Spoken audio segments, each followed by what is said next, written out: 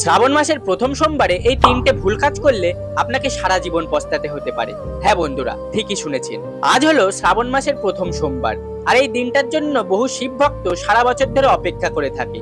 তবে এই দিন এসে তারা এমন কিছু ভুল কাজ করে বসে, যার ফলে স্বয়ং মহাদেব তাদের উপর রুষ্ট হয়ে যায়। তো এই দিন তারা কি এমন ভুল কাজ করে, চলুন আপনাদেরকে তা জানিয়ে রাখি। নাম্বার 1, পেঁয়াজ রসুন খাওয়া। আজকের দিনে অর্থাৎ শ্রাবণ মাসের প্রথম সোমবারে আপনারা চেষ্টা করবেন কোনো পেঁয়াজ রসুন এমনকি যে কোনো ধরনের আমিষ খাবার না খাওয়া। নাম্বার 2, শিবলিঙ্গে তুলসী পাতা এবং শঙ্খে করে গঙ্গার জল অর্পণ। বহু শিব ভক্ত এই ভুলটাই করে থাকে। তারা শিবলিঙ্গে তুলসী পাতা এবং শঙ্খে করে গঙ্গার জল অর্পণ করেন, যা মহাদেব একদমই পছন্দ করেন না। নাম্বার 3, মহাদেব হলেন সত্যের প্রতীক। এজন্য আজকের দিনে অন্তত আপনি চেষ্টা করবেন কাউকে না ঠকাতে এবং কাউকে মিথ্যা কথা না বলতে। আর সবশেষে এটা মনে রাখবেন, আজকের দিনে অর্থাৎ শ্রাবণ মাসের প্রথম সোমবারে নিজের মনকে যতটা সম্ভব পবিত্র করে রাখুন। আর ইচ্ছে হলে ভিডিওটিকে একটি লাইক করে কমেন্টে হর হর মহাদেব লিখে জানান।